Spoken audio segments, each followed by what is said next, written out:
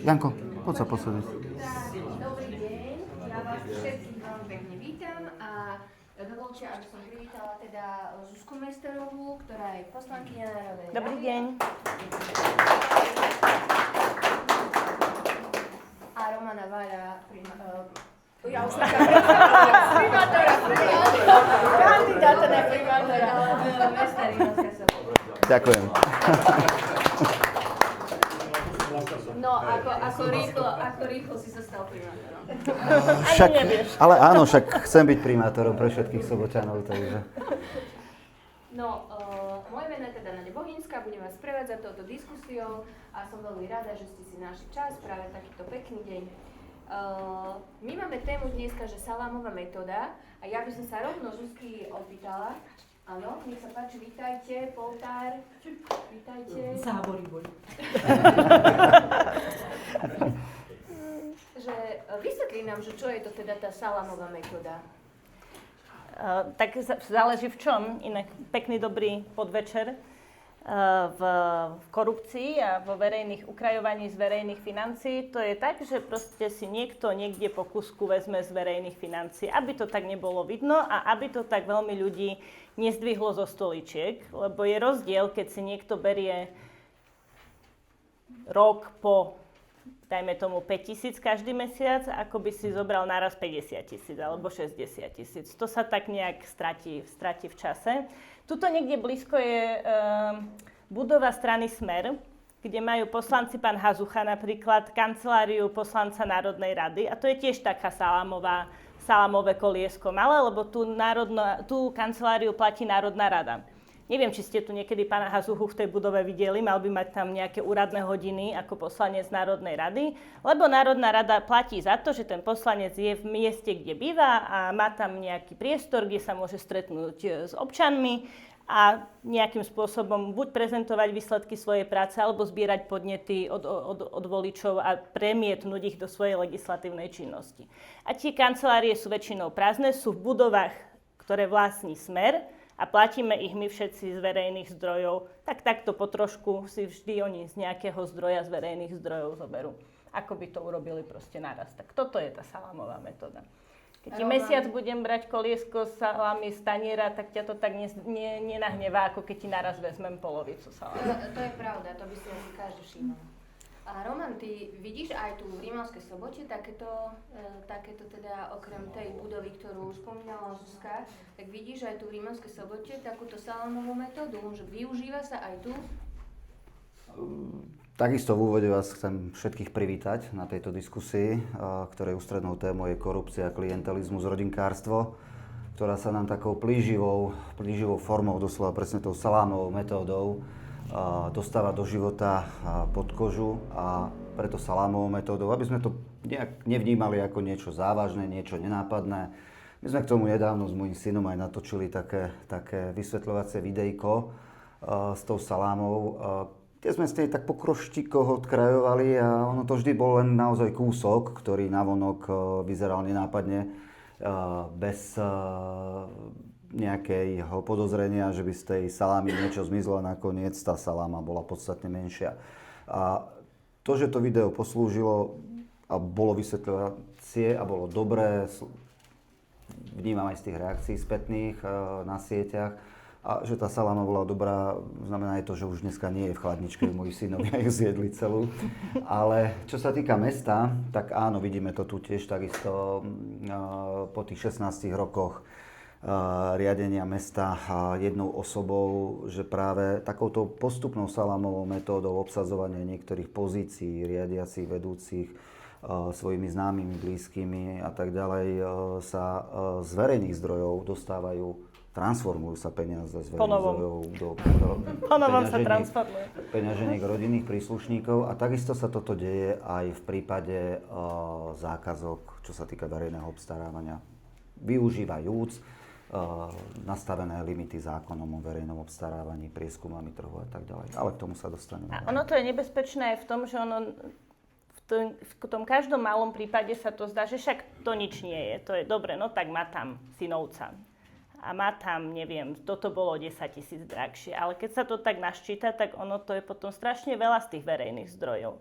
A je to, že chýba to potom v cestách, chýba to v cyklotrasách, ktoré sa rozpadávajú, chýba to všade tam, kde môžete dostať verejné služby. No, tak v tomto je salámová metóda veľmi nebezpečná, lebo je to také plíživé. A je to systémový problém, lebo ja nemám pocit, že je to iba, sa to týka možno Rímavskej Soboty, ale že sa to týka aj iných miest. No za mňa je to rozhodne systémový problém a problém ten, že to, čo ľudia už vnímajú ako samozrejmosť a bežnú prax, tak sa nad tým ani nepozastavujú, že sú také maličkosti nenápadné a konštatovania mnohých, však čo kradnú všetci, alebo každý si niečo ukradne, môžu aj ostatní. No nie, to proste nemôže byť samozrejmosť a pravidelnosť, nemôže sa to stať normou, preto tu predsa nie sme. Však bežný človek, keď niečo ukradne alebo niekde poruší zákon, je za to prísne a tvrdo perzekuovaný a nemôže využívať honor svojej pozície. To akože určite nie. Dnes v Slovenskom rezonujú aj také témy, ako sú korupcia na vysokých pozíciách, že ako to ty v tej Národnej rade vnímaš, že čo sa s tým dá robiť vlastne s touto korupciou na vysokých miestach, s obžalovaným podpredsedom a tak ďalej?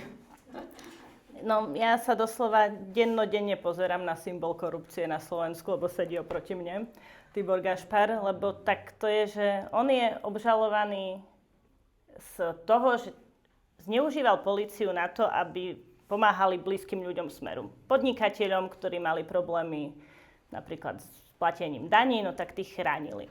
A takých, ktorých potrebovali nejakým spôsobom zastrašiť, vyšetrovateľov alebo novinárov, tak naopak vypaľovali. O tom sú už dnes právoplatné rozhodnutia, kde policajti vypovedali, priznali sa a prijali aj trest za to, že sa podieľali na tom, že vypaľovali podnikateľov, vydierali, lustrovali nezákonne ľudí, alebo prijímali úplatky a nosili ich vedeniu polície, aby sa niekým nezaoberali. A dnes Tibor Gašpar sedí okrem lavice obžalovaných aj vo vedení Národnej rady a to je proste to, že keď sú takíto ľudia v čele štátu a majú možnosť meniť zákony, tak ich menia v prospech seba. Lebo aj dnes sme hlasovali o zmene trestného zákona, znova o inštitúte kajúcnikov, pretože očistec je stále živý, Tibor Gašpar je stále obžalovaný a potrebuje to nejakým spôsobom vyriešiť a bežný človek nemá také možnosti, ale Tibor Gašpar má, lebo má 76 poslancov k dispozícii, aby zmenili zákony, ako potrebuje. Tak dnes sme hlasovali o zákone, ktorý opäť raz ide paralizovať trestné vyšetrovania daňových trestných činov, korupčných trestných činov, najzávažnejších zločinov, len preto, že vo vedení štátu máme ľudí, ktorí sú obžalovaní z korupcie. A my máme na to kladivo na korupciu, ktoré by sme chceli presadiť, lebo potom, ako sme videli, ako rýchlo a ako deštruktívne môžu meniť zákony ľudia, ktorí potrebujú pomôcť sebe, tak sme rozmýšľali, že ako tomu do budúcnosti zabrániť. A v zásade nám z toho vyšlo, že potrebujeme ústavnou väčšinou chrániť niektoré inštitúty a niektoré časti trestného konania tak, aby nebolo možné ich takto ľahko zmeniť, aby nebolo možné zrušiť NAKU napríklad, alebo inštitúciu, ktorá obdobná NAKE, ktorá vyšetruje tú najzávažnejšiu trestnú činnosť len tým, že proste 76 ľudí sa dohodne a zo dňa na deň ich zruší. Tak sme navrhli taký zoznam opatrení, ktoré by mali do budúcna chrániť presne takéto inštitúcie. Nemalo by byť možné zmeniť bez ústavnej väčšiny napríklad znižovanie trestných činov vo veciach verejného záujmu, vo veciach korupcie, vo veciach machinácií vo verejnom obstarávaní, napríklad z toho máte obžalovaného primátora vy. Aby títo ľudia, keď sa dostanú k moci, nemohli celý štát zneužívať vo svoj prospech, lebo potom to má následky aj iné, veď po prvej novele trestných kodexov sa zvýšil počet krádeží v obchodoch, lebo zrazu do 700 eur sa dalo slušne nakradnúť bez trestu. A to má celospoločenské dopady, nehovoriac o tom, že ničomu inému sa nevenujeme, len pomoci Tiborovi Gašparovi a potom všetko, aká správa štátu stojí, lebo nie je čas sa jej venovať, keď sa musíme venovať tomuto. Tak takto, poctivou prácou, že nemôžu tam byť ľudia, ktorí sami o sebe hlasujú, lebo to ťa láka potom si pomôcť, keď máš takú možnosť. Ako to, Roman, vnímaš ty, že ako to ovplyvňuje aj tú dôveru ľudí v rámci Rímavskej Soboty, možno v rámci menších miest, že jednak je tam možno aj toto, čo hovorila Zuzka, že kradní sa v obchodoch viacej a tak ďalej, ale možno, že aj ty vidíš, že možno, že aj iné súvislosti. Áno, a vidím tie súvislosti, to je veľmi dobrá otázka, vidím tie súvislosti dosť často a výrazne. Napríklad, čo má spoločné Národná rada a Rimavská Sobota, je to, keď to tak odľahčene poviem, rešpektujúc prezumpciu neviny, že aj v Národnej rade a v Rimavskej Sobote máme vo vedení obžalované osoby. Ale ako to vnímajú, alebo ako to vnímam ja v kontexte Rimavskej Soboty, je to, že keď bežný občan vidí, že tí, ktorí by mu mali byť vzorom v intenciách dodržiavania zákona a oni ten zákon porušujú, tak si aj tí bežní občania povedia, že pre Boha, si to dovolí on, môžem to urobiť aj ja. Rovina napríklad porušovania stavebného zákona. Všetci veľmi dobre vieme, že na Kurinci máme jednu z najznámejších čiernych stavieb a to je primátorová hacienda, ktorá stojí z 1/4 na mestských pozemkoch, dokonca ju má oplotenú a veľkú časť pozemku tiež v jeho uzavretom areáli. Aktuálne, pokiaľ viem, tak tam aj momentálne býva. A je to takmer 1000 metrov štvorcových. A deje sa absolútne bežne to, že na komisii výstavby riešime veci, kedy si bežne Soboťania buď plotia, alebo zaberú nejaké pozemky, či na Kurinci, alebo na niektorých častiach, navyše oproti tomu, čo majú dané ich listom vlastníctva a geometrickým plánom. A to je presne to, keď si to môže dovoliť ten, ktorý nás riadi, alebo ten, ktorý by mal byť našim vzorom dodržiavaní zákona, tak prečo by som si to nemohla dovoliť ja? Však dodnes poznáme tú slávnu vetu primátora z mestského zastupiteľstva, že je hrdý na porušovanie zákonov a že bodaj by zákon porušoval. Tak to je naďalej. Povedal si to síce v inej súvislosti, ale toto človek vo vedení mesta nemôže nikdy povedať, lebo vysiela zlý signál bežným ľuďom. Ono pojem prezumpcia neviny, tuto obžalovaní používajú ako také zaklinadlo, že oni povedia prezumpcia neviny a už všetko, nič sa nerieši, ale to neznamená to, že nemá sa hovoriť o tých podozreniach, oni tu sú. Veď predsa človek, odkedy je bežný človek, až kým sa dostane po to, že je obžalovaný, to prejde nejaká doba. Tam o tom rozhodne policajt, vyšetrovateľ, prokurátor a v konečnom dôsledku súd musí prijať tú obžalobu na to, že o nej bude konať. To je vážne. Keď je niekto obžalovaný, to je veľmi vážny stav, kedy už aj tá dôkazná situácia je nejakým spôsobom preukázaná do tej miery, že sa tým má súd zaoberať. Neznamená to, že je odsúdený a to, že platí prezumpcia neviny, znamená, že stále pán primátor môže byť primátor, stále Tibor Gašpar môže byť podpredseda a poslanec Národnej rady, lebo sa čaká na ten súd. Ale to neznamená, že o tých podozreniach sa nemá hovoriť, že nie sú vážne a že verejnosť nemá vedieť o tom, z čoho sú títo ľudia obžalovaní a zvlášť, keď zneužívajú svoju verejnú funkciu na to, aby ovplyvnili ten proces. Lebo pokiaľ by napríklad Tibor Gašpar nenosil do Národnej rady také návrhy, ktoré ovplyvňujú očistec, tak my by sme nerozprávali o tom, že je obžalovaný, lebo by to nemalo vplyv na výkon jeho verejnej funkcie, nezneužíval by verejnú funkciu pre seba, ale on nič iné tam nenosí.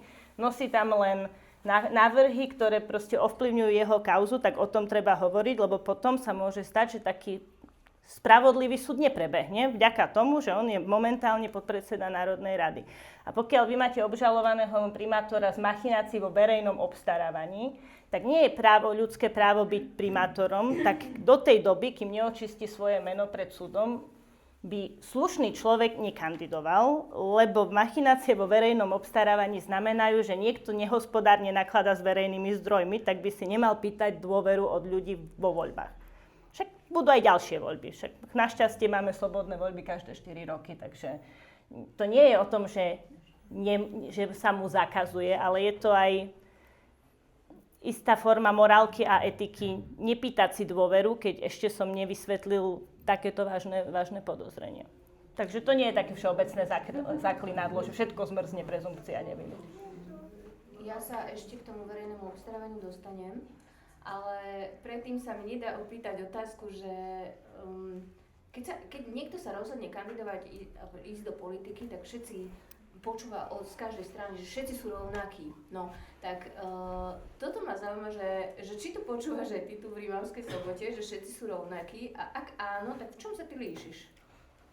Ale rozhodne, že to počúvame a počúvame aj oveľa viac a rôznych a horších vecí, a hlavne na sociálnych sieťach.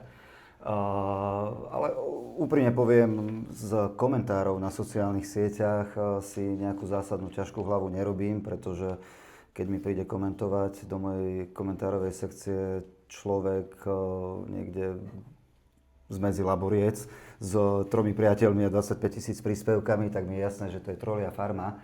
Ale problém je ten, že potom sa k takej diskusii negatívnej pridávajú aj bežní ľudia, ktorí sú trebárs aj tu z Rimavskej Soboty. V osobnom kontakte s ľuďmi už tú negatívnu emóciu od nich človek tak nepočúva.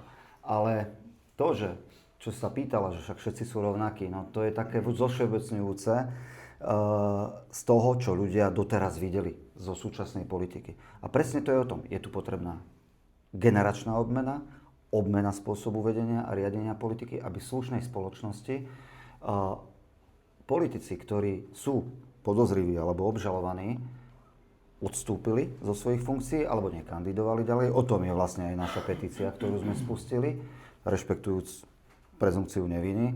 A nech sa po očistení mena ktokoľvek, či je to náš primátor alebo ktokoľvek iný, nech sa vráti do verejnej politiky a môže opäť robiť tú verejnú službu.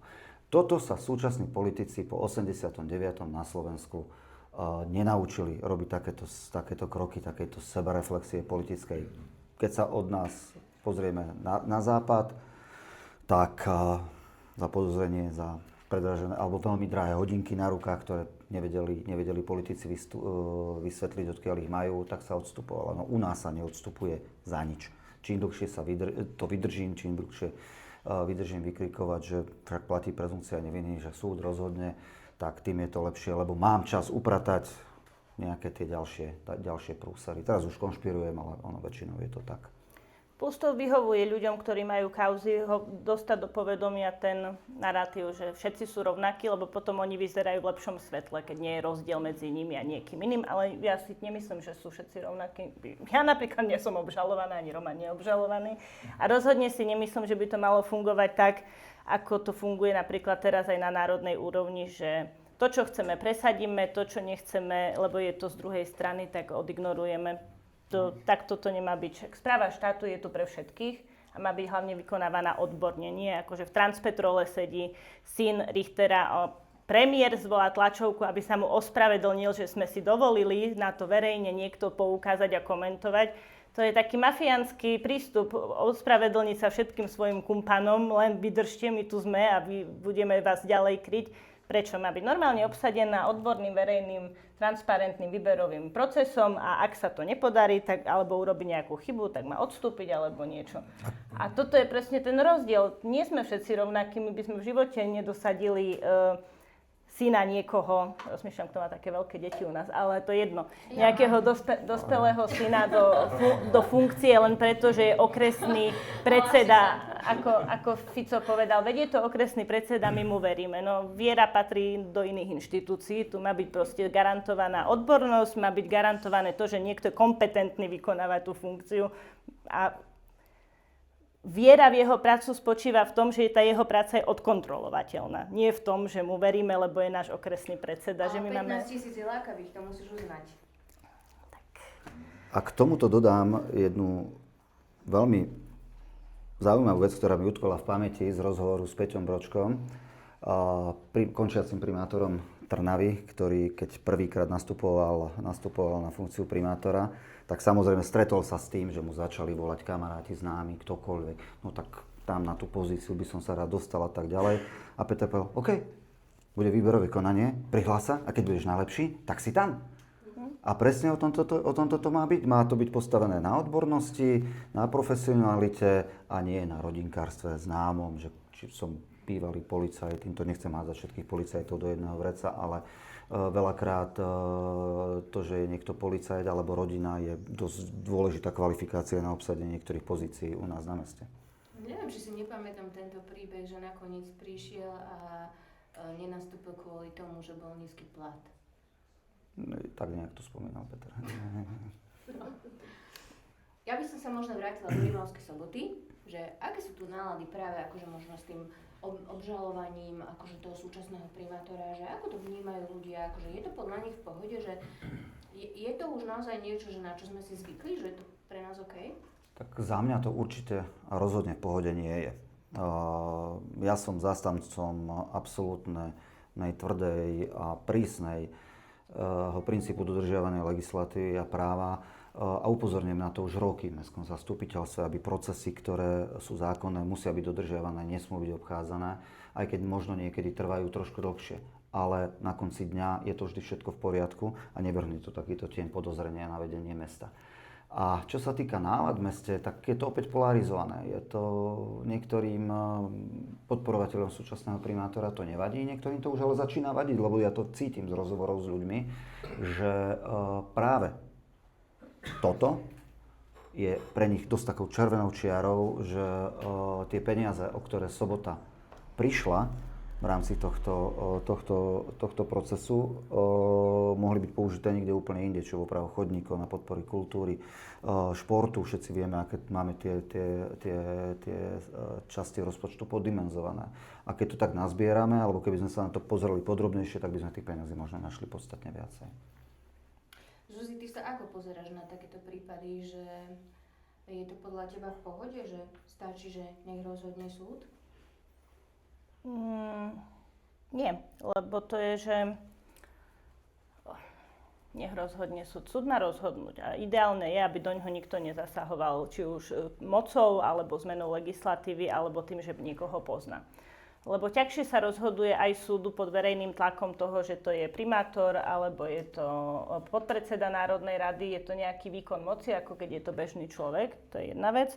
A druhá vec je, že potom celá tá pozornosť aj ľudí, aj mesta sa upiera na to, že sa hádajú o tom, či ich primátor je vinný alebo nie je vinný. To tak nemá byť. Primátor to má byť na to, aby proste spravoval mesto. A keď je pochybnosť o tom, že to robí efektívne, a to na konci nemusí byť odsúdený. To nie je pointa, či keď je niekto odsúdený, tak už nemôže byť primátor, ale celý tento proces nasvedčuje, že minimálne nevie efektívne nakladať s verejnými zdrojmi. Ja som sa dnes bola pozrieť na ten tobogán a pokiaľ tobogán je niečo, na čom sa dá prešustrovať 60 000 eur navyše, tak to, či to je alebo nie je trestná činnosť, je v zásade jedno. Je to 60 000, ktoré mohli byť minuté inde, tak ten dotyčný asi nevie dobre hospodáriť. A to je úplne jedno, či to je trestné. Proste nedobre hospodári a cieľom toho, aby niekto spravoval mesto, je predsa to, aby každé to euro použil tak, aby bolo čo najlepšie využité vo verejnom priestore. Veď nemám pocit, že máme nazvyš verejných zdrojov, ako v štáte, tak aj v mestách a obciach, že nemusíme to hnať až na tú hranu. Nevinný výborne môže ďalej byť primátorom, veď tam ide aj o to, že či to robí dobre, či to robí s dobrým, poctivým záujmom, či jeho kroky sú legitímne, či vie dobre vyhodnotiť tú správu tak, aby to bolo proste využité dobre. Lebo korupcia to nie je to, akože korupcia, my si to tak tým už medzi sebou nadávame, ale za tým sú naše peniaze, naše dane. Oni niekde potom chýbajú a potom to takto vyzerá na Slovensku, že matky s kočíkmi majú problém niekde prejsť, lebo sa to tam rozpadáva, nie je to ľudia so zdravotným znevýhodnením, potom nám chýbajú služby, potom nám chýbajú diaľnica do Košic povestná a potom tu máme dotovanú leteckú linku, lebo už v takom stave máme infraštruktúru, že záchrana z toho je, že štát dotuje leteckú linku, ktorá trvá 40 minút Bratislava-Košice. To normálne vo fungujúcej krajine by nikoho toto ani nenapadlo, lebo by to nedávalo zmysel. Ak by tu bola železnica, ktorá funguje dobre, nikdy by nedávalo zmysel, aby letelo lietadlo z Bratislavy do Košic ani časovo, ani ekonomicky.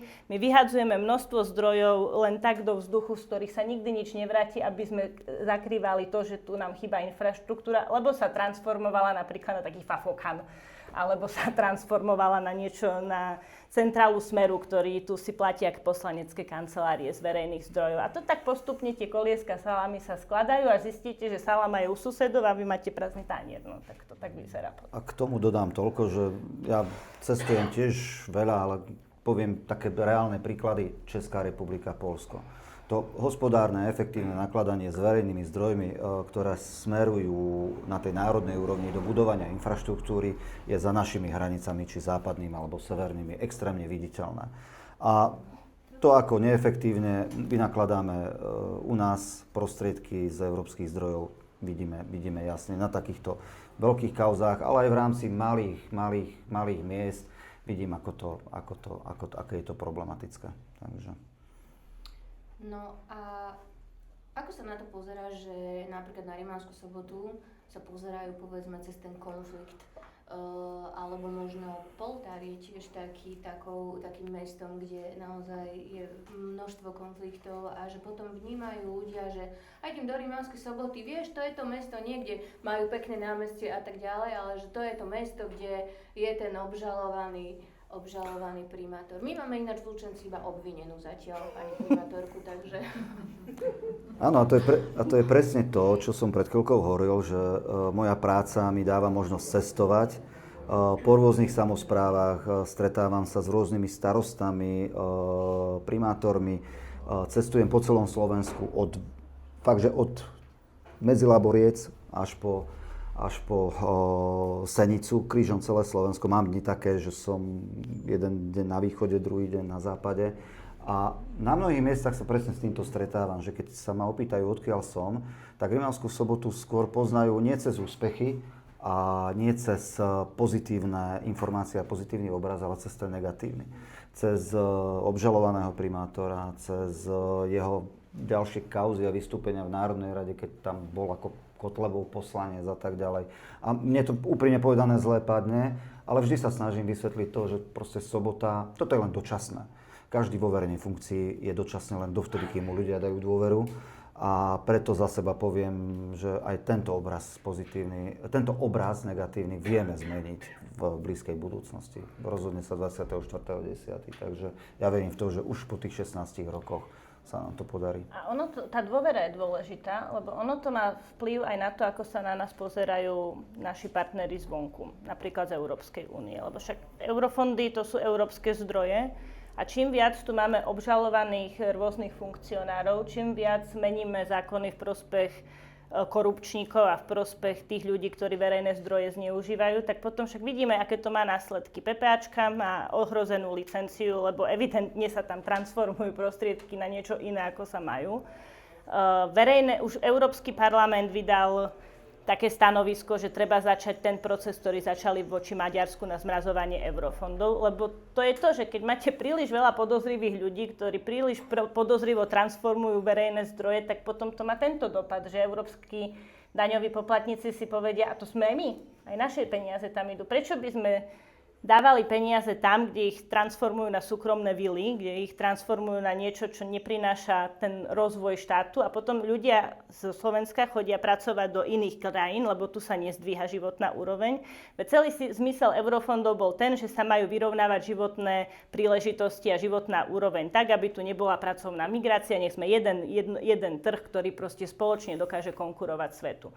A keď tu sa tu tak tratia tie zdroje, no tak potom neprídu, lebo nám nedôverujú naši partneri. A tohoto tam nebudú čakať, kedy sme odsúdili niekoho, to proste už len ten pocit dôvery spôsobuje to, že už nie sú tak náchylní s nami spolupracovať. A tohoto sa ja desím, až by sa toto udialo, lebo vyše 90% verejných investícií na Slovensku je realizovaných len vďaka zdrojom z Európskej únie.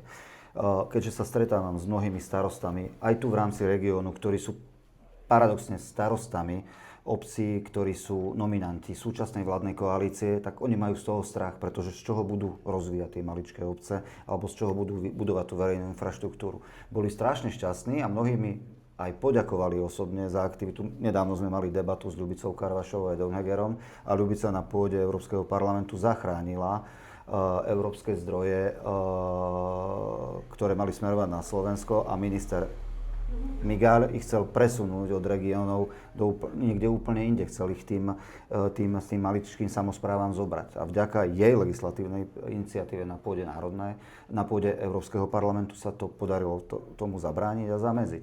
Takže vďaka tomu, že tam máme kvalitných a šikovných poslancov v Európarlamente, tak to má presať až dole na úroveň nás, komunálu. Ale ak tam na úrovni národnej budú takéto prúsery s prepáčením, tak potom budeme mať veľmi zásadný problém. Všetci. 200 miliónov na obranu chcel presúvať. No. Áno. Inak tie eurofondy a to, že sa od nich rozhoduje centrálne. Martin Dubec si bol nedávno na služobnej ceste v Poľsku a robili mu taký podklad a sme sa pozastavili nad tým, že tam bola veta, že Poľská a Slovenská republika nie je spojené žiadnou štvorprúdovou cestou. To samo o sebe, my nie že diaľnicu nemáme, my medzi Poľskom a Slovenskom nemáme štvorprúdovú cestu, máme len dvojprúdovú. A prejdete za hranice a vieme, ako to v Poľsku vyzerá a práve Poliaci v eurofondy sú jedni z krajina s najlepším čerpaním eurofondov a oni to čerpajú na úrovni miest a obcí. Nerozhoduje o tom nikto zhora takýmto centrálnym spôsobom. Oni to proste dali tam, kde to je aj vidno, kde tí ľudia majú aj zodpovednosť voči svojim voličom, lebo však hneď viete, komu patrí ten chodník, ktorý mal byť urobený z eurofondov, ako vyzerá, alebo cesta. Že príklady dobrej praxe nemusíme chodiť ďaleko dvojprúdovkou do Poľska, aby sme videli, že ako to môže byť aj dobré. A nie sú oni od nás ani nejak špeciálne šikovnejší, ani nejakí tí Poliaci, proste len ten systém tam funguje inak a mali aj ťažšie. Aj oni mali svoje ťažké vlády, aj ťažkých politikov, ktorí kdečo priniesli, ale tá korupcia a ten verejný záujem tam nejakým spôsobom až tak neprekvital, na rozdiel od nás. No. V Riavskej Sobote sa často teda spomína ten Kurinec, ty si hovoril, že dokonca na čiernom pozemku, alebo teda čierna stavba je na mestskom pozemku postavená. Zuzi, možno otázka na teba, že ako sa dá práve takýmto konfliktom záujmu predchádzať v rámci tých samospráv, že či je to možné nejak možno ošetriť aj z pohľadu toho štátu? Dobrou legislatívou kvalitnou a verejným tlakom a vymáhateľnou. Lebo môže byť dobre napísaný zákon, ktorý sa nevymáha, tak to nikomu ten papier akože nezabráni tomu, aby sa čierna stavba nepostavila. Musí fungovať orgány a musia mať dobrý podklad na základe zákonov, aby mohli konať a verejným tlakom. Že my nesmieme byť rezistentní na to, že sa to deje. Že koľko čiernych stavieb je dosť na to, aby už každý si povedal, že tak je to len ďalšia čierna stavba. Proste dôsledne sa musí konať v týchto prípadoch a nesmieme my si tak povedať, že tak je to v poriadku, však to robia všetci. No nerobia to všetci. A nesmie to byť norma. Ja mám pocit, že niekedy ľudia tomu nerozumejú, tej téme, a že preto vlastne to dokážu potom obhájiť, ako keby v tých, že aj na toho primátora, že možno nie je až v takom konflikte kvôli tomu, lebo možno ľudia o tom nevedia. Alebo ako to ty, Roman, vnímaš? Že tú čiernu stavbu tam má. A že je na to ešte hrdý, že porušil zákon. Ja to premostím na inú čiernu stavbu, ktorú všetci poznáme. Je to parkovisko na ulici Okružnej, na ulici Ľudvíka Svobodu, ktorá dodnes nie je povolená, dodnes nie je skolaudovaná. A keď sme na to upozornili pred 6 rokmi, tak odpoveď primátora bola, však ja to robím pre ľudí, ale môžem to aj zavrieť, budú na vás ľudia nadávať. Takže to bola jeho odpoveď, že porušuje zákon vo verejnom záujme. No proste toto sa jednoducho nemôže diať. Ale táto rovina má aj ďalší problém, tým, že je to čierna stavba, a nie je skolaudovaná, ani ju nevieme zaradiť do majetku mesta. A my takýchto stavieb, čiernych stavieb v rámci mesta máme strašne veľa zrealizovaných pod patronátom súčasného primátora. A je to, Michal, koľko, pomôž mi, 2 milióny eur, či koľko to je hodnota tých stavieb, tak nejak je to na tom účte, máme cez 2 milióny eur majetku, ktorý nevieme kvôli tomu, že tie stavby nie sú zaradené do majetku, nevieme ich zaradiť do majetku kvôli tomu, že nie sú skolaudované. To je extrémne číslo, nevieme zvýšiť hodnotu majetku mesta. Sú to čierne stavby. Oni sú síce využívané tomu konečnom dôsledku, tomu bežnému občanovi, to parkujúce auto, či je to stavba skolaudovaná alebo neskolaudovaná, tomu autu to nevadí. Ale tak my sa takto jednoducho na to pozerať nemôžeme. Tu sú jednoducho pravidlá, zákonné procesy a ja ako projektant presne viem, aké postupy je potrebné dodržiavať a ja mám v sebe zakodované to, že musia byť dodržiavané tie zákony. A aby to nebolo len o tom, že tu proste je to preto len, aby bol zákon dodržaný, to nie je úplne len tým, lenže ono to, keď je niečo neskolaudované, tak to ani nepoistíte. A keď to bude treba rekonštruovať, tak na to ani úver nedostanete. Eurofondy už vôbec nie. Čiže to je také riešenie, také, že na chvíľu. Na chvíľu tu postavím niečo, čo je na oko pekné, funkčné, ale potom z dlhodobého hľadiska je to drahšie až neudržateľné, lebo tak čo čierna stavba? Čierna stavba je nelegálna, môže ohrozovať verejnú bezpečnosť nejakým spôsobom a zároveň je neudržateľná v tom, že ako ju budete rekonštruovať v čase, ako ju poistíte, keď niečo sa s ňou stane, že toto sú všetko tie náklady, ktoré nevidno a to sú opäť verejné zdroje. Čiže to sú také populistické skratky, že ja to robím pre ľudí a ľudia nech sú spokojní, nech to je, ako to je. Nie, má to byť urobené dobre a pre ľudí. No nestačí len urobiť niečo, má to byť proste urobené dobre. A presne toto je tá salámová metóda. Tam trošku poruším zákon, tam trošku a potom z toho je na konci dňa veľký problém. Poďme teda naspäť k tomu verejnému obstarávaniu. Zuzi, prečo ty si myslíš, že verejné obstarávanie je taká najrizikovejšia oblasť, čo sa týka korupcie? Tak lebo tam sa najviac rozhoduje o verejných zdrojoch, takže je najväčšia motivácia to obísť alebo urobiť to spôsobom, ktorý proste doručí zákazku adresne tým, ktorým by ju niekto, kto o tom rozhoduje, doručiť chcel. Asi preto, lebo o najväčšom objeme tam rozhodujeme verejných zdrojov. Máte budovaný duálny úrad strategického záujmu, podpredseda pre strategické záujmy. To ide mimo úradu. Tam sa to rieši všetko. No. Lebo sa tu rozdeľujú, lebo nie je dôsledný výkon. A keď je, tak potom to trvá dlho, až nemali by trvať takto dlho súdne konania.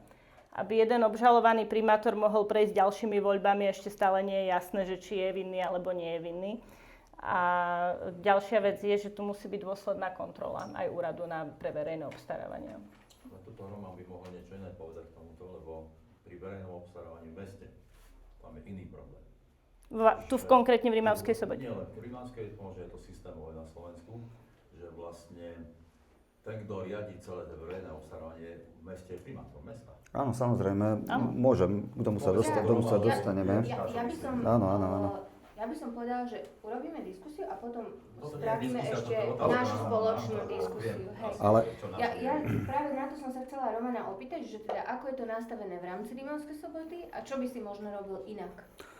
No tak v rámci Soboty nadviažem na to, čo začal Vilo, v podstate akým spôsobom sú tieto procesy riadené u nás v Rimavskej Sobote, ale vlastne aj zákonom je to dané, že zodpovedá za verejné obstarávanie alebo za procesy, za všetky chyby a za všetky porušenia zákona vždy štatutár, čo je primátor. On sa tvári teraz aktuálne s týmto procesom, ktorý má tak, že však on nič, to prebehlo médiami, však on len podpisoval papiere, ani ich nečítal. Ale však je právnik, preboha, tak mal ovládať zákony. A aj prokurátor mu tam tuším povedal, že salámový, no. Áno, také rýchle jedno koliesko, však bolo treba pred 89. doplňať kádre, takže po 68. no tak ich doplnili. No ale nie to nechcem byť osobný.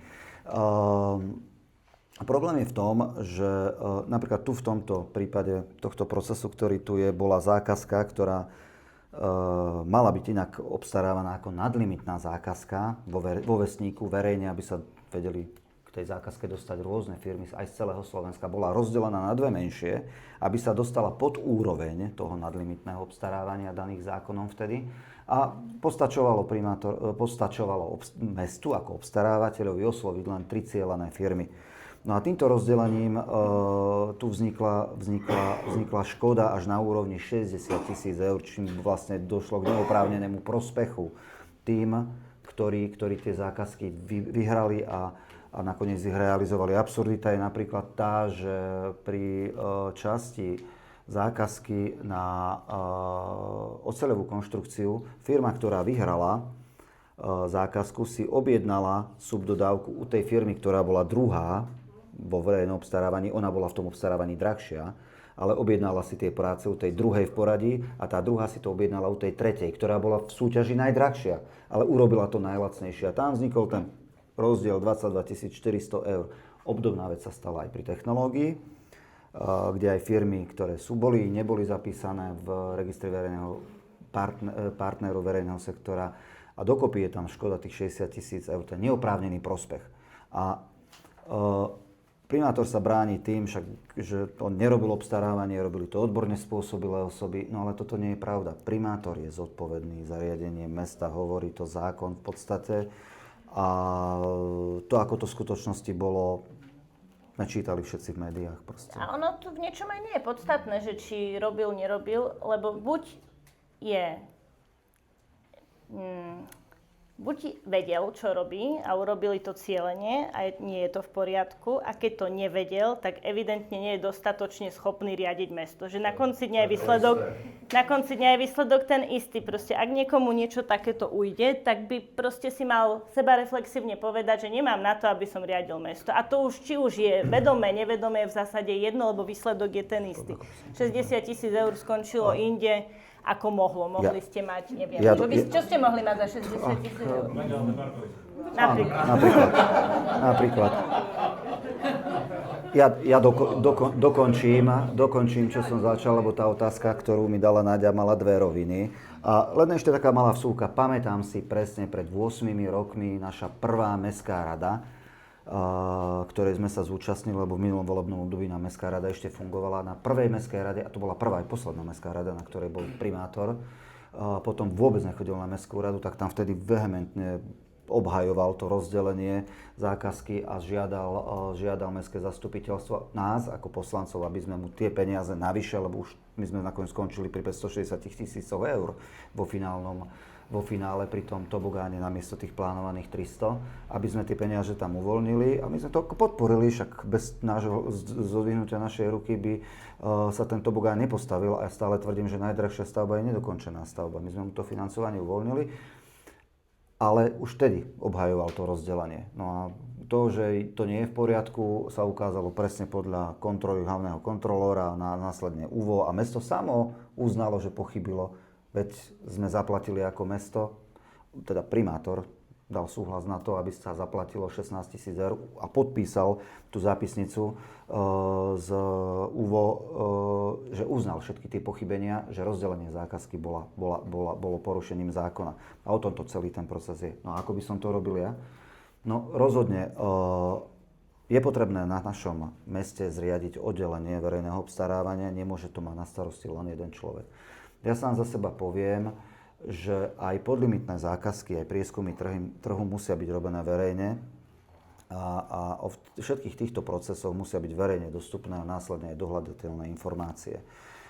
Tak, aby sa aj mnoho miestnych podnikateľov pri obstarávaní tovarov aj služieb dozvedeli aj o maličkých zákazkách, však napríklad papier, kancelársky, máme tu veľa papierníctiev, chcú dodať viacerí, alebo mnohé iné služby. To bola len taká maličkosť, napríklad stavebné práce a tak ďalej. Je tu veľa stavebných firiem. A tým, že keď sa ten proces obstarávania aj na podlimitné zákazky otvorí verejnosti a nebudú sa oslovať len neustále tie isté firmy, ktoré dookola neustále sa ukazujú na centrálnom registri zmluv alebo v objednávkach na meste, že sú to vždy tie opakujúce sa firmy za tie roky, tak sa aj ten podnikateľský sektor, aj tí domáci podnikatelia dostanú k tým zákazkám. Však sú to naše peniaze, všetkých nás spoločných, o ktoré sa stará vedenie mesta. Nie primátor rozhoduje, ty to dostaneš, ty to postavíš, ty to zateplíš, ty tam urobíš ten chodník z asfaltu alebo zámkovej dlážby. A to sa týka, proste to obstarávanie má byť transparentné, nemôže to byť na jednom rozhodnutí jedného človeka a realizácii len jednej osoby, ktorá má na to papiere u nás na mestskom úrade. Ale počul som, že už dala výpoveď, že ide do dôchodku. Ja sa často stretávam s tým, že niektoré firmy sa už do toho verejného obstarávania ani neprihlásia, lebo hovoria teda o tom, že je to možno pripravené práve na nejakého víťaza.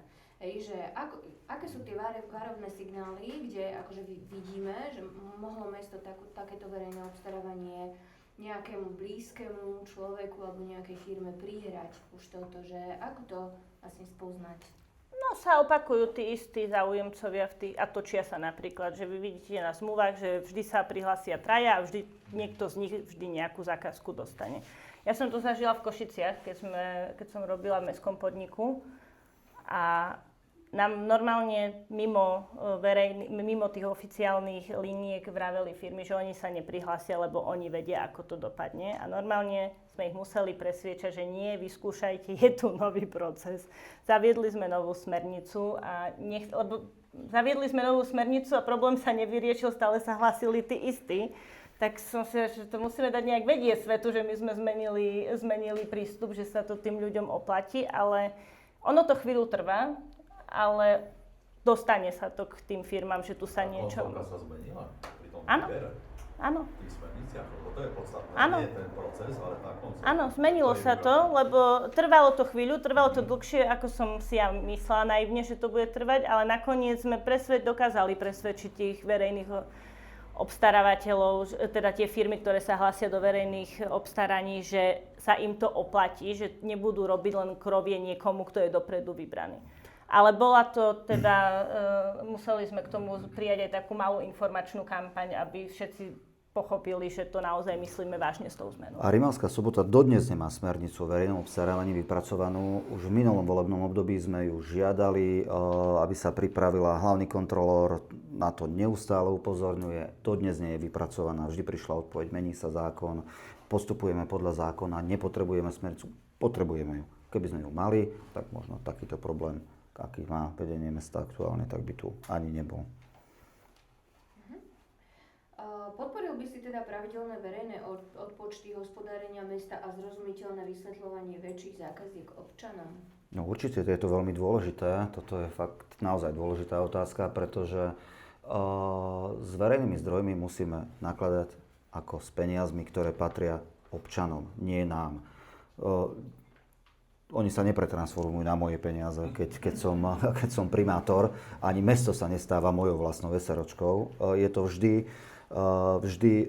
sú to vždy peniaze daňových poplatníkov, sú to vždy peniaze Soboťanov v našom prípade a tak sa k ním treba aj starať. A každú investíciu a veľkú investíciu treba vždy odprezentovať Soboťanom, aby vedeli, čo za tie peniaze dostanú. Veď napríklad taký príklad, na ktorý som nedávno aj dosť dlho upozorňoval, bol ten, rekonštruujeme na sídlisku Západ vnútrobloky 3. A my sme v minulom volebnom období žiadali primátora aj projektanta, aby ku nám prišiel na komisiu výstavby, ktorej som bol v minulom volebnom období predsedom, a aby nám odprezentovali ten návrh tých vnútroblokov, aby sme to vedeli aj následne odprezentovať obyvateľom na sídlisku Západ, nech vedia, čo za tie peniaze verejné, na ktoré išlo aj kofinancovanie z našej strany ako mesta, čo tí obyvateľia dostanú. No vôbec odmietal primátor zverejniť tie situácie, odmietal aj projektant prísť, aj napriek tomu, že bol platený z našich peňazí, mesta z verejných peňazí. A nakoniec výsledok je taký, aký je, ja ho nejdem veľmi komentovať. Štiplavo a veľmi trefne ho skomentovali kolegovia, ktorí sú architekti na komisii výstavby, a preto napríklad som vyvinul teraz aj verejný tlak pri ďalších vnútroblokoch, aby sa urobila diskusia verejná na sídlisku Rímava, tam pri Modrej škole, idú sa rekonštruovať vnútrobloky, nejakých 20 000 eur je objednávka na projekty. Mimochodom, 3 vnútrobloky boli za 16 000 eur naprojektovaných, tu za 20 001. Ale dobre, s odstupom času a opäť nie je smernica o verejnom obstarávaní, tak ostáva nám len dúfať, že všetko je v poriadku. Ale aspoň výsledok je ten, že boli aspoň zverejnené nejakým spôsobom nejaké vizualizácie na stránke primátora, že asi ako to môže vyzerať. Ale opäť to nie je to verejné prerokovanie, akým spôsobom sa idú investovať peniaze ľudí. A zároveň tie odpočty, záverečný účet by sa mal, ktorý budeme schváľovať teraz budúci týždeň v útorok, by sa mal aj verejne odprezentovať. A povedať ľuďom, prečo nám zrazu vznikol 1 000 000 eur prebytok. Veď takéto obrovské prebytky sa nám v rozpočte objavujú zázračne vždy vo volebnom roku. To znamená, rok predtým vždy, ale sedí tu viacej poslancov, tak všetci vedia, že vo volebnom roku je odrazu obrovský prebytok. Ja som si pozrel podrobne ten materiál a je tam aj historicky na 3 volebné obdobia dozadu. A práve vždy v roku predchádzajúcem volebnému obdobiu je to čerpanie minimálne a odrazu sa nám tam objaví 800 tisícový, teraz cez 1 000 000 eur prebytok, ktorý vyvolá Armagedon asfaltový. Teraz nehovorím, že tie cesty netreba opravovať, ale všetci ho budeme cítiť výrazne. Nehovorím, že tie cesty netreba opravovať, ale vždy sa to deje v tom volebnom roku, že odrazu sa nám tam objaví obrovské množstvo nestrovených peňazí. A opäť to je to takouto salámovou metódou. Kupovanie si voličov z verejných zdrojov.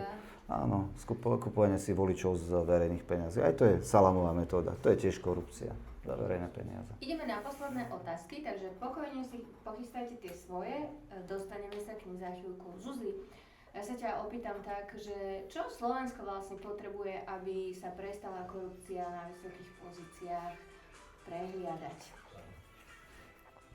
Potrebuje politikov, ktorí nechcú páchať korupčnú činnosť, lebo ak to nebudú chcieť robiť, tak sa dá veľmi efektívne vyriešiť. Pretože to nie je niečo, čo nie je nemenné, proste tu chýba vôľa tých najvyššie postavených politikov vyriešiť korupciu, lebo sa možno na nej podieľajú. Niektoré obžaloby o tom hovoria. A potrebuje proste Slovenskú zmenu a potrebuje mať nádej, že tu sú ľudia, ktorí to myslia so Slovenskom dobre a nie sú všetci rovnakí. Ťažko sa tomu verí po 16 rokoch Smeru, ale dá sa to. Dalo sa to v Maďarsku, dá sa to. Zažili sme tu 40 rokov komunizmu a dalo sa to zmeniť, dá sa zmeniť aj toto. A stále tu žijú ľudia, ktorým na tom záleží. Roman je toho príkladom a x ľudí. A keď ste tu z mestského zastupiteľstva, myslím, že sa aj na nich pozerám, komu na tom záleží a preto, čo je dnes streda? Mne sa zlievajú dni, keď som v Národnej rade, ste ochotní tu sedieť večer a počúvať nás, lebo vám záleží na tom, kde žijete. A takých ľudí je na Slovensku veľa. A kým tu sme, tak Slovensko má proste nádej. Roman, čo podľa teba by mal teda primátor urobiť, možno nie len v Rimavskej Sobote, ale práve v takýchto menších mestách, aby vlastne ľudia znovu uverili, že je možné to robiť dobre, transparentne, čestne a s dobrým úmyslom? Ja sa zameriam na Rimavskú Sobotu a to číslo 16 je čarovné. 16 rokov vládol v Maďarskej republike Viktor Orbán a podarilo sa ho unaveným a frustrovaným Maďarom vymeniť za nového premiéra. 16 rokov vládne aj v Rimavskej Sobote súčasný primátor. A čo je potrebné zmeniť, čo je potrebné doniesť? No potrebné je zmeniť spôsob riadenia mesta, spôsob komunikácie. Preto je aj dôležitým odkazom mojej kampane a môjim sloganom mojej kampane pokoj, spolupráca, riešenia. Pretože keď vnesieme do verejného priestoru a do politiky, aj komunálnej politiky pokoj a prestaneme rozdeľovať Soboťanov na mojich podporovateľov, a tých, ktorí ma nepodporujú, a tak sa budeme aj na nich pozerať, tak a to isté platí aj v zastupiteľstve, tak dokážeme posunúť naše mesto podstatne ďalej. Keď je pokoj pri jednaniach a rokovaniach, tak samozrejme automaticky sa dá spolupracovať. Ja to vidím sám z môjho profesného hľadiska, keď riadíme veľké projekty, veľké týmy ľudí na stavbách po celom Slovensku a na každej stavbe sa vždy stretávam s nejakým iným človekom, je to iný charakter, iná empatia, inak je impulzívny na tých stavbách, sú mnohokrát stavby vedúci alebo aj majitelia stavebných firiem impulzívnejší, vtedy je potrebné zvýšiť hlas pri dôležitých jednaniach, a aby sa vedeli nastaviť procesy. Ale dôležité je nie, že len zvýšiť hlas, ale byť korektný a zodpovedný a nebyť zákerný. A vtedy aj v tej takej dôležitej otvorenej komunikácii, ktorá vie byť aj veľakrát kritická vzájomne, sa dokážu nájsť tie správne riešenia. A nie je to o tom, že rozhodne iba jeden človek, ako som aj nedávno povedal, že proste primátor je ten big boss a na tých poradách veľkých, ktoré sú pamätné na mestskom úrade, keď sa povie, no tak čo ideme robiť, no čo poviete, pán primátor? Nie, to proste nerozhoduje primátor o všetkom. Primátor si má vypočuť ľudí okolo seba, má byť obklopený tímom kvalitných ľudí, ktorí sú odborníci na každú tú svoju oblasť a má počúvať a spolupracovať s mestským zastupiteľstvom. To je veľmi dôležité. Takže po 16 rokoch myslím, že je toho, čo meniť v našom meste a hlavne je potrebné začať naprávať vzťahy aj medzi ľuďmi. To je dôležité. Ja hlavné diskusie vždy končívam nejakým odkazom. A ty, Zuzi, si taká naša progresívna tvár vlastne toho kladiva na korupciu. A ja by som chcela, aby si dala odkaz ľuďom, ktorí už úplne prestali veriť, že naozaj sa s tým dá niečo robiť. Že čo by si im odkazala?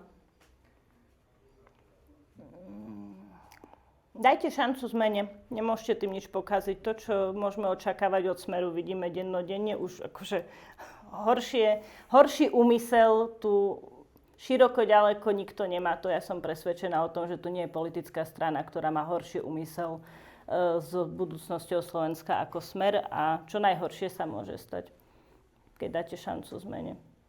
Slovensko tu bude musieť byť, veď je to náš domov a nedá sa rezignovať na domov. Nezamknete doma dvere a poviete si, tento byt ma už nebaví, idem preč. Môžete, ale stále ten domov niekde je, tak treba dať šancu zmene. A ty, Roman, čo by si odkázala ľuďom v Rímavskej Sobote? Môžem parafrazovať Zuzku. Rímavská Sobota si takisto zaslúži zmenu. A prečo si zaslúži zmenu, to sme už dneska povedali viackrát. A hlavne si zaslúži aj nádej na tú lepšiu budúcnosť, pretože naše mesto a ľudia žijúci v ňom si to naozaj zaslúžia. A všetci chceme, aby sa Rímavská Sobota nestala len našim domovom, ale aby ju pokladali za domov aj naše deti, ktoré momentálne sú v takej situácii, že tú svoju budúcnosť v Rímavskej Sobote veľmi nevidia. A toto je tiež potrebné zmeniť. Takže tá nádej na tú lepšiu budúcnosť tu je.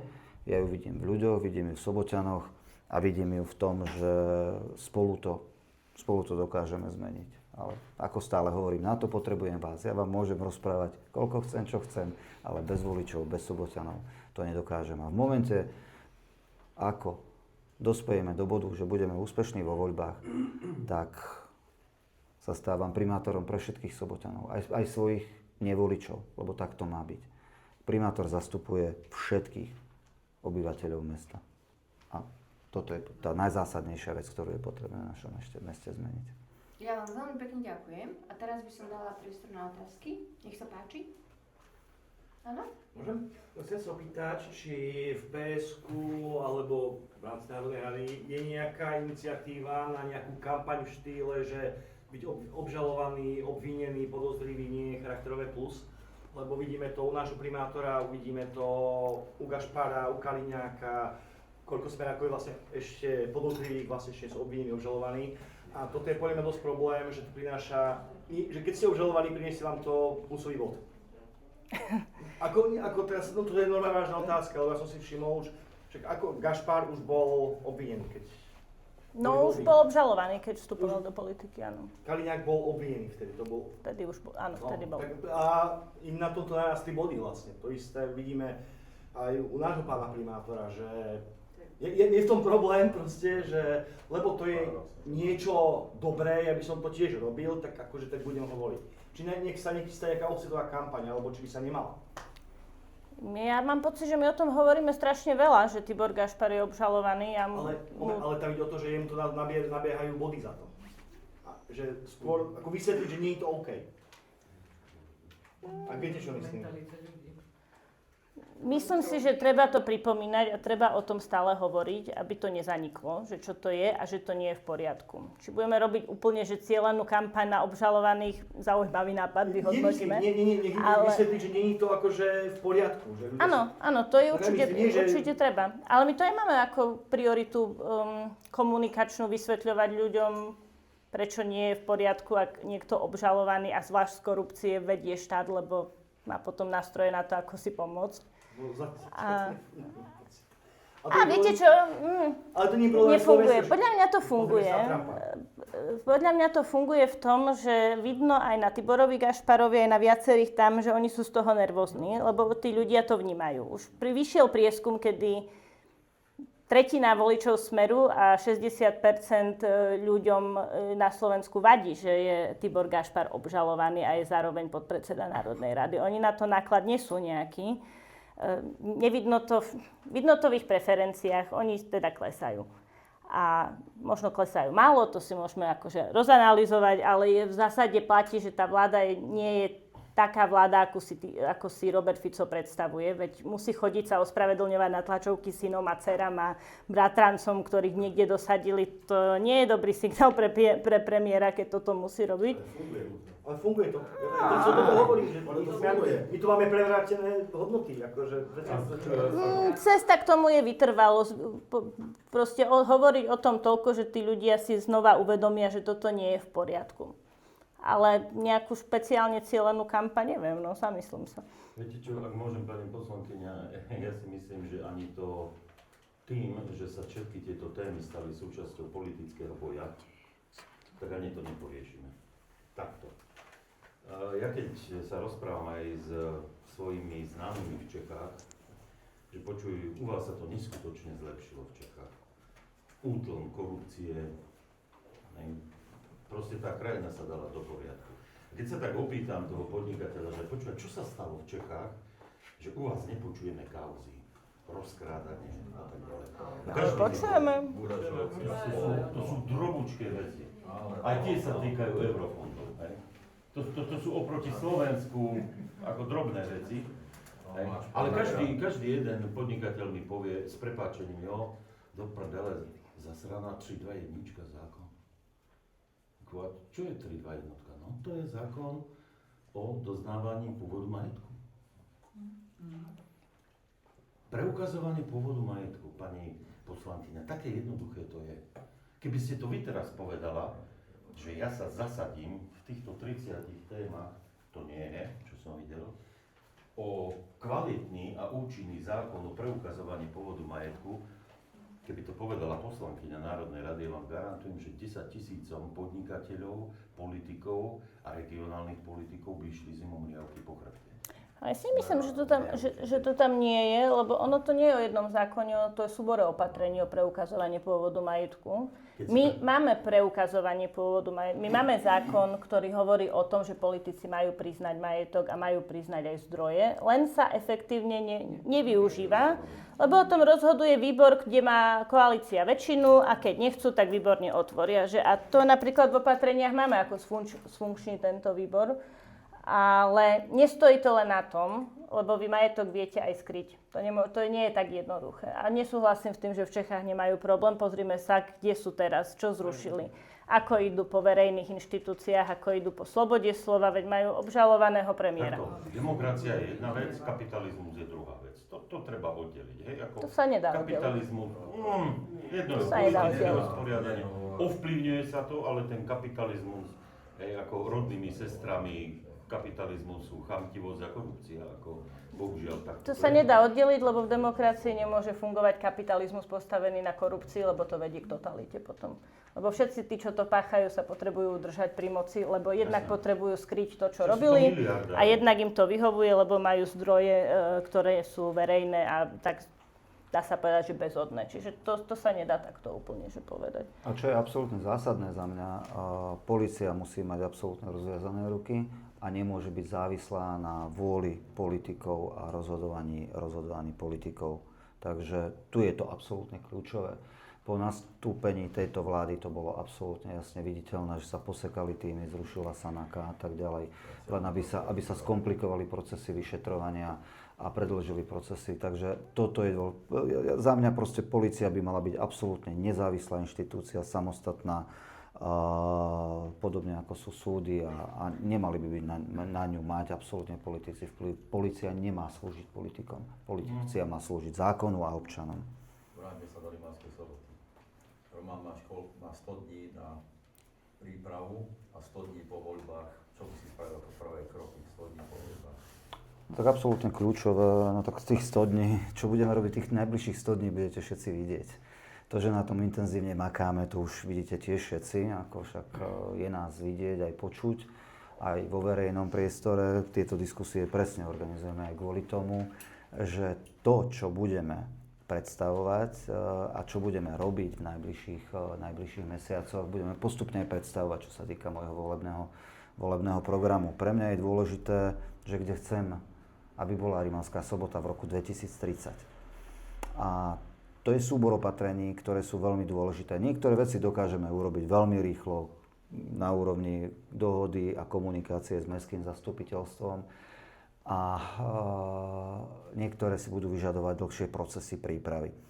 Chodím po mestských častiach, stretávam sa s ľuďmi, vidím, ktoré mestské časti majú problémy a ako boli zanedbávané 16 rokov. Ja sa pýtam, prečo 16 rokov nebola začatá aspoň príprava majetkoprávneho vysporiadania alebo projektových príprav na chodníky v mestskej časti Bakta. Prečo to nebola riešená majetkoprávne vysporiadania, príprava a projektových dokumentácií na realizáciu kanalizácií vo všetkých mestských častiach. Paradox dnešnej doby v Rímavskej Sobote je ten, že ani jedna mestská časť, a máme ich 5, nemá kanalizáciu. Ako náhle by mali tieto mestské časti kanalizáciu, zvýši sa kvalita bývania, komfort bývania a tak ďalej. Jediná mestská časť naša, ktorá je taká extrémne vyťažená dopravou, je Bakta. Upozornili sme na tú mestskú časť našou blokádou s Jankom Hargašom. Priorita bola upozorniť na problémy mestskej časti, nie na tú národnú úroveň, ale aj tá národná úroveň je dôležitá. A ja verím v to, že na najbližšom zastupiteľstve sa dostanú opäť peniaze do rozpočtu na realizáciu bezpečného prechodu, pretože ho dokážeme spolufinancovať spolu so Slovenskou správou ciest a so súhlasom spolu Slovenskej správy ciest Vintra-Viláne obce. Lebo je kritická situácia, tam normálne neprejdete cez ten prechod prechodcov. To je taká maličko, ktorá by sa dala urobiť rýchlo. Ale čo je na úrovni riadenia mesta dôležité a čo sa dá relatívne rýchlo urobiť, je potrebné vrátiť dôveru vzájomnú medzi tých, ktorí rozhodujú o riadení mesta. Je dôležité vrátiť ten partnerský vzťah medzi mestské zastupiteľstvo a vedenie mesta. Je dôležité z môjho pohľadu aj obnoviť fungovanie mestskej rady.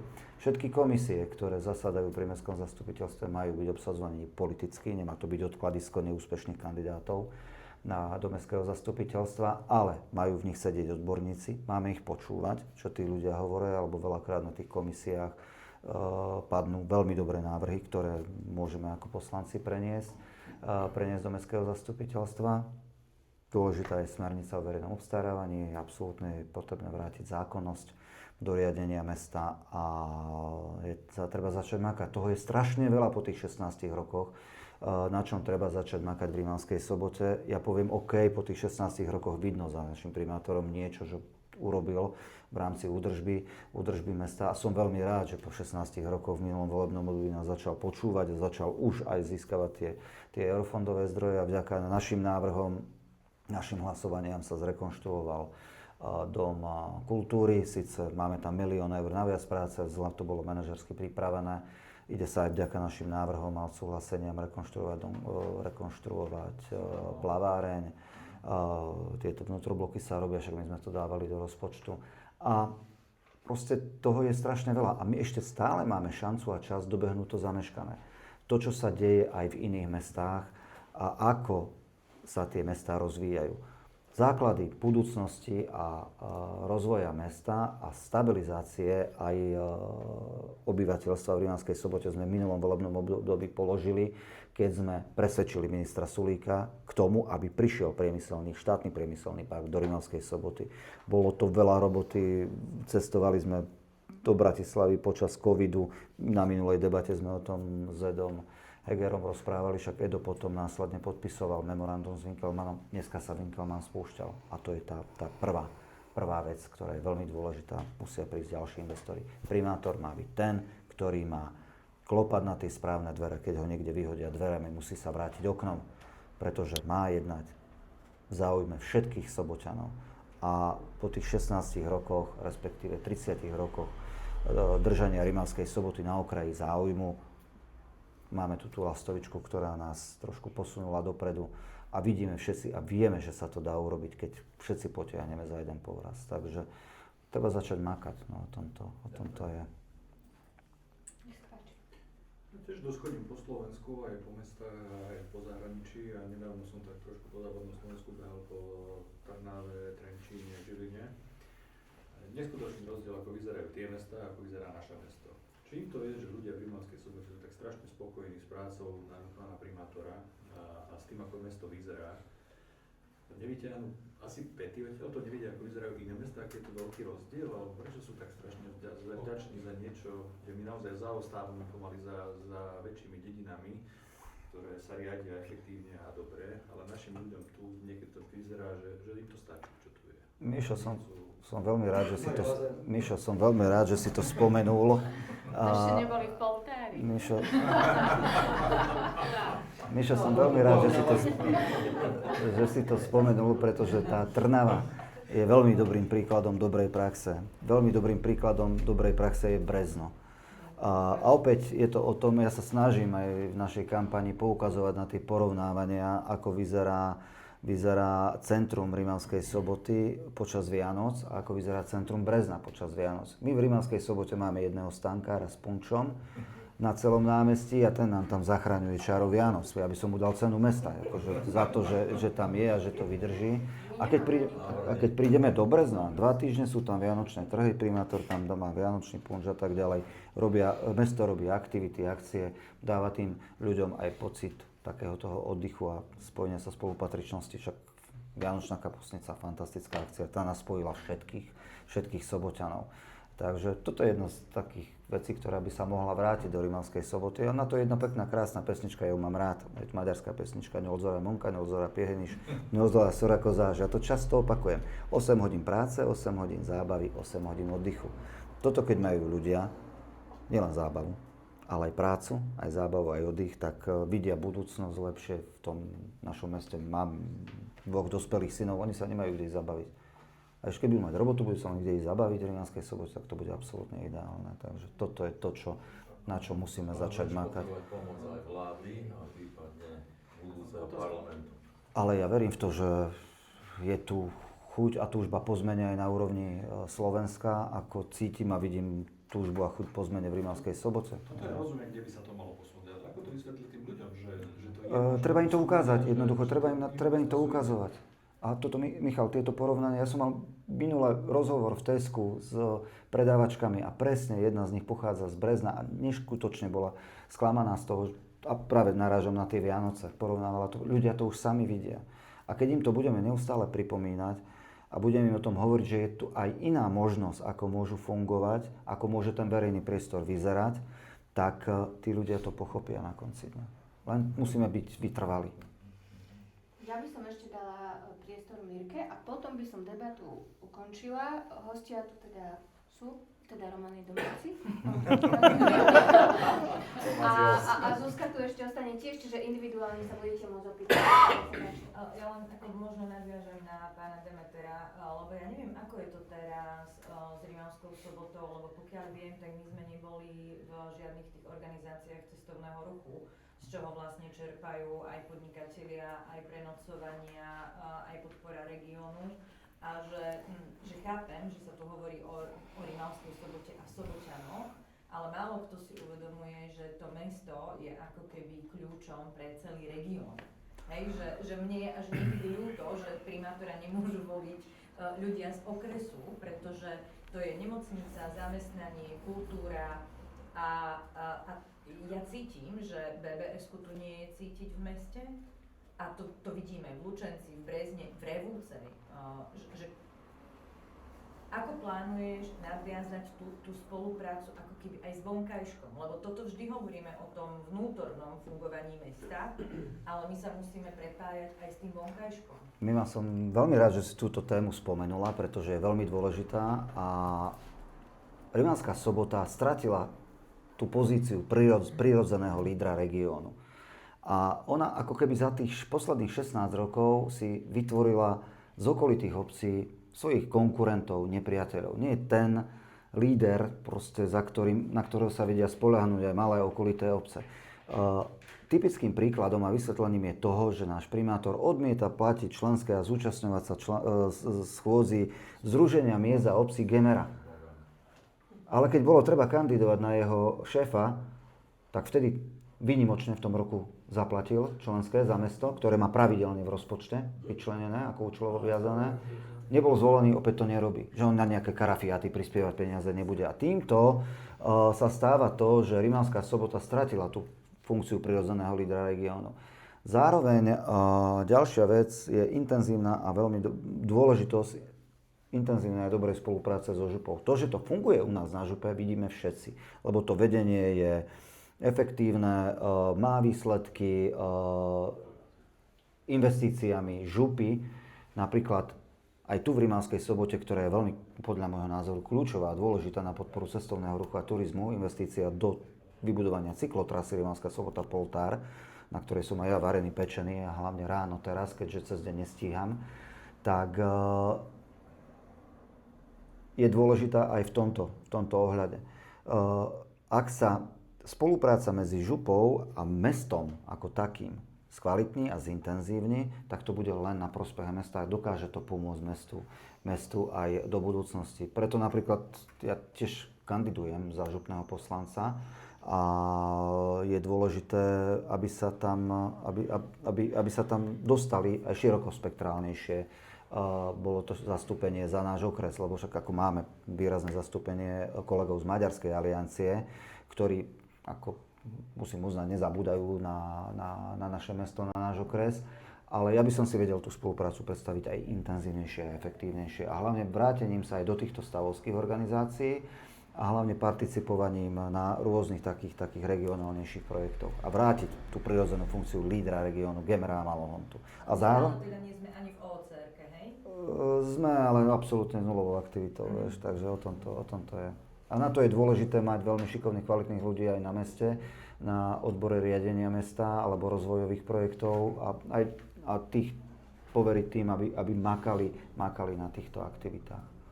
Ja by som ešte možno doplnila, že aj čo sa týka progresívneho Slovenska ako takého, tak nám veľmi záleží na tej vzájomnej spolupráci. Aj toto je dôvod medziregionálny, prečo aj vlastne ja som dneska tu a že zároveň kandidujeme do VUC a tým pádom takisto naša kolegyňa v Revúcej a prepájať vlastne tieto južné mesta a pomáhať si vzájomne a tvoriť jeden súvislý región, nie že ty si z Rímavskej, tak teba sa to už netýka, ale tvoriť to naozaj súvislo tak, aby všetci sme sa tu mali na tom juhu dobre a pomáhali si vzájomne. A pre mňa je dôležité, aby sme aj Poltár pomohli zachrániť. Áno. Ja by som sa len na záver, môžem krátko len, stále vás vidím samého. Máte nejaký tím, alebo aj tam ste, keď tu bol pán Korčo, ste boli sám, vystupovať vás vidím samo, že to má nevedomosť. Ale stojí za vami aký silný tím? V úvode, čo sa týka tej kampane a podpory kampane, tak tam naozaj stojí za mnou silný a profesionálny tím, za čo naozaj ďakujem. Ďakujem Progresívnemu Slovensku, lebo vďaka tomu vieme tú našu kampaň robiť efektívne a transparentne. A to, že je transparentná, je dôkazom toho tu Zuzka, lebo tá všetko stráži, každé euro musí byť naozaj čisté. Ja som kladiva aj dovnútra, nielen na vonok. Áno, a to môžem potvrdiť. A čo sa týka týmu ľudí, tak základné jadro týmu tvoria ľudia z nášho poslaneckého klubu Spolu sme Sobota. Jedným z členov môjho týmu je Miško, lebo Miško je náš odborník na ekonomiku. Ja som môj tým základný predstavil aj v úvode na predstavovaní mojej kandidatúry. Ďalším členom môjho týmu je Čabi Horvát.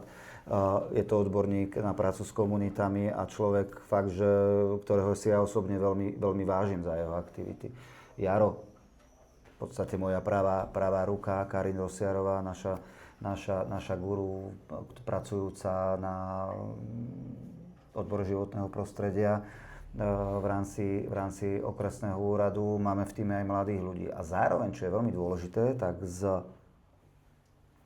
tvojou sestrou pripravujeme aj zostavu komplet kvalitného a dobrého týmu poslancov. Lebo za mňa je veľmi dôležité to, že v mestskom zastupiteľstve musia byť poslanci, ktorí sú odborníci. Ja všetkých, ktorí sú aktuálne v mestskom zastupiteľstve, si vážim. Ale keďže mám svoj tím ľudí, aj tú priamu podporu, tak vlastne my tvoríme tú zostavu poslancov u nás. A príde čas, keď ju presne predstavíme. A budú to kvalitné a dobré mená. A ešte aj politické strany. A politické strany, samozrejme, áno, jasné. Ľudia z občianskeho sektora. Ďakujem. Jasné. Ja vám veľmi pekne ďakujem. Ďakujem našej hostke Zuzke Mesterovej. Ja ďakujem za pozvanie. Hostiteľovi Romanovi Várovi. A ja som vás rada. A tí, ktorí ste sa ešte neponúkli, ak tam je to ešte pagáče, tie piekla moja svokra, škvarky sú od Pištu hore z Pokoradze a mafinky robila moja manželka. A samozrejme veľká vďaka, potlesk aj vám. Pre vás všetkých.